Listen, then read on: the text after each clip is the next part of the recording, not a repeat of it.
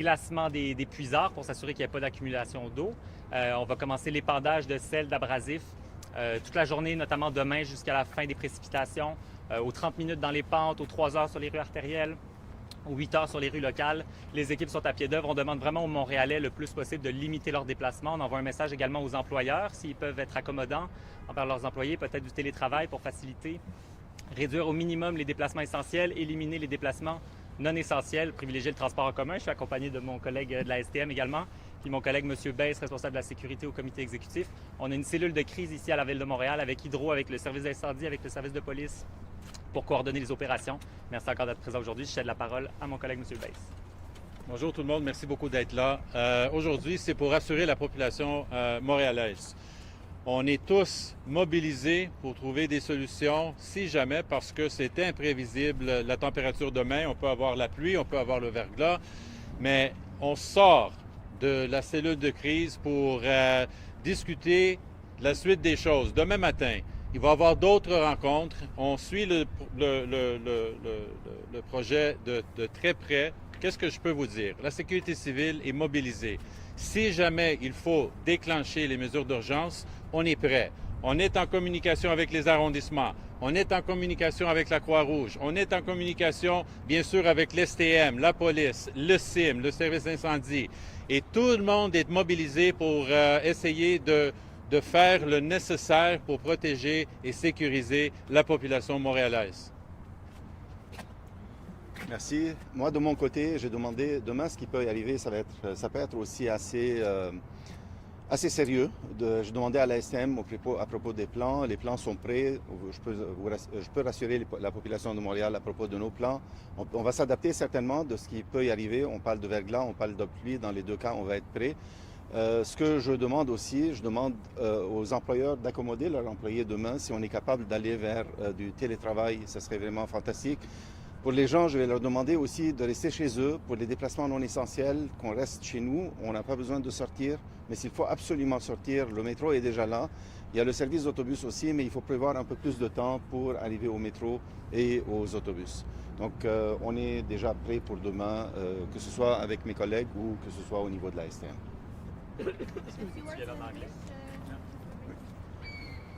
So in terms of civil security, I can tell you that everyone is mobilized here. You can see us behind me, that all the services are making sure that we reassure the population, the Montreal population. Certainly because of the weather that they're announcing for tomorrow, we're not sure. Will it be freezing rain? Will it be straight rain?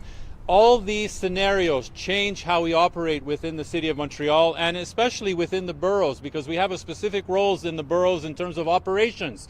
They are already mobilized. All the resources are deployed to make sure that we have everybody on site, that they make all the adjustments necessary according to the temperature. Having said that, civil security has also been in contact with the STM, with the fire department, with the police to make sure that they are able to to declare emergency measures should there be a need tomorrow. We talk about power failures. If we think back 3 years ago in April, we had power failures. We're mobilized to make sure that we identify already we do this in the boroughs, that the facilities that are made available to the public, in case we need to house, in case we need to create warming shelters, in case we need to find some respite for folks that may find themselves in a situation without power, all that has been going on as we speak and will continue as this thing evolves. We're not sure, as we said. The issue that we have at hand right now is, will it be rain or freezing rain? And this is why civil security is in close collaboration and discussion with Environment Canada, with the experts that can track the system and make sure that we better know what to do in terms of our local efforts and Montreal.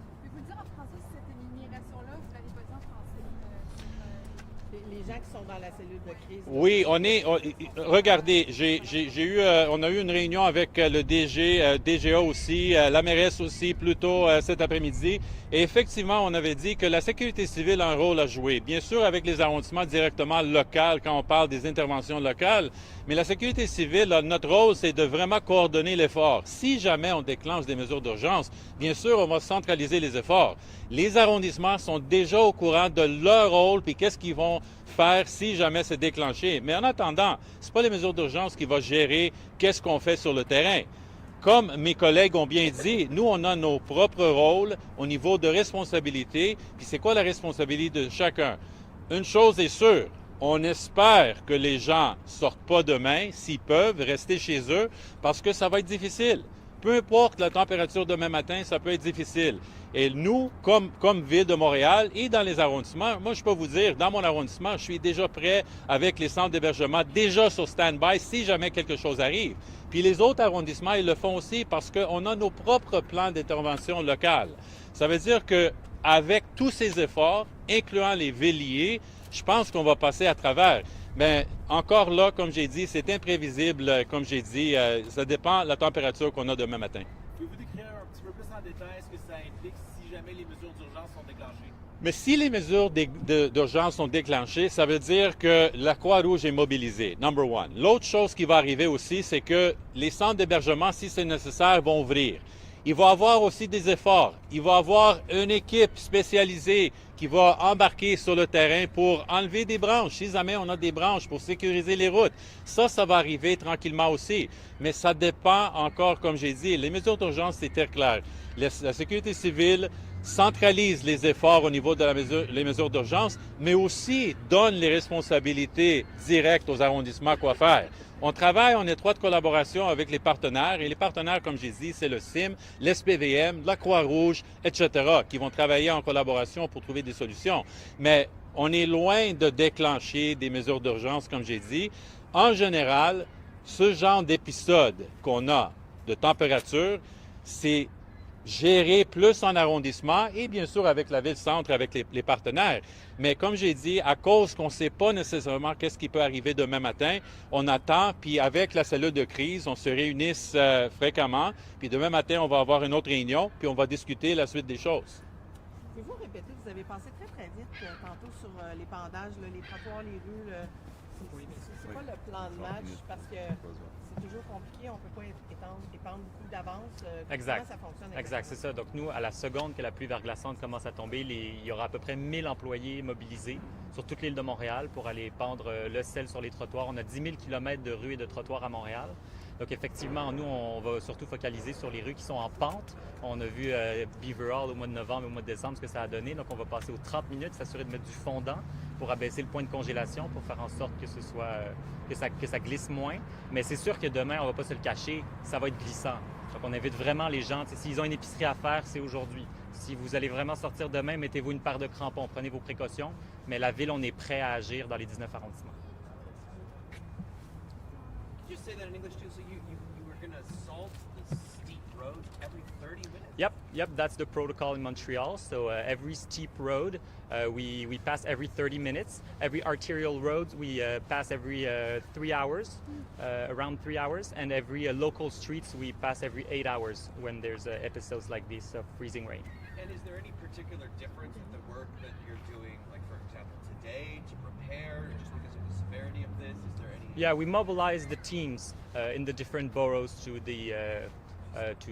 help the situation with the freezing rain. So, for example, we stop patching and we start putting salt and abrasives on the streets. So that's what we do. No more pothole filling. Monsieur Salem, vous parlez que la STM, on a un plan. C'est quoi ce plan-là exactement? Je vous donne par exemple, demain, on va diminuer la sortie des véhicules particuliers, par exemple. On va aller avec les autobus qui sont plus réguliers. Si on a besoin de la ville, quand on va avoir besoin de la ville, on est en relation avec la ville pour qu'ils viennent, comme Beaver Hall, venir mettre le sel nécessaire. Donc nous, ce qu'on veut, on veut juste s'assurer que les déplacements de Montréalais demain, ils soient sécuritaires. Puis encore une fois, on demande aux Montréalais de ne pas sortir demain s'ils peuvent, de rester chez eux, travailler de chez eux. S'il y a une sortie, juste prévoir un peu plus de temps pour pouvoir arriver. Est-ce que ça veut dire que certaines lignes vont être suspendues? Non, les lignes ne sont pas suspendues, mais il se peut qu'il y a des lignes qui vont être retardées à cause de la température. Donc le service demeure le même. Le service demeure le même pour le moment. Les autobus articulés, peut-être, ils vont être moins fréquents. Et surtout, les lignes, dépendamment de la température et du verglas qui est là, il se peut qu'il y ait de retard. Donc, il faut juste prévoir un peu plus de temps dans les déplacements.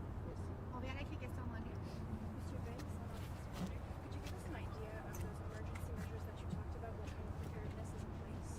Well, emergency measures, essentially what they do is they allow for the powers for the City of Montreal to make sure that we mobilize the different stakeholders and allow for those decisions to be made with a concerted, centralized effort. And so when we talk about emergency measures, what does that mean? It means that there could be additional equipment that goes on the territory to be able to resolve whatever issues you're dealing with. It could be that we mobilize the Red Cross. It could be that we open, for example, the warming stations and shelters for people to sleep in, as we did, for example, in April of 2023. So these scenarios are a possibility. However, again, as this dossier and this weather pattern is changing frequently, we can only be sure of that as we get closer to this weather event. And by saying that, we know that it is projected to start in the early hours of through the night tomorrow morning, and then we plan to have these meetings continue through the early morning and make sure we take the necessary decisions. The issue too is when emergency measures are declared, there's that central office that opens, and then every stakeholder is around the table to make sure that they coordinate with the different boroughs and communities so that they can react accordingly. But what I've said, and the question that we had earlier, is very important to understand. When we talk about main arteries, when we talk about the frequency of salt and abrasives applied on the street, the information that was stated today, and it's very important to understand, is the third level streets, which are the primarily local residential streets, will be passed probably every 8 hours, understanding the distances that these teams have to go through. So that makes it even more difficult to navigate throughout the residential communities, and that's why it's so crucial that folks stay at home if they don't have to go or they can't go out. And so that's very important to understand. And so when emergency measures kicks in, all that does is that allows for all those other resources to be put in place to be able to support the communities that are going through it. You mentioned warming shelters and different facilities are on standby. Is that in one particular area in the city or throughout Montreal? Every community, every borough has an intervention plan when it comes to if the emergency measures will ever be declared. But, my philosophy has always been, you don't have to wait for emergency measures to be declared for you to be ready.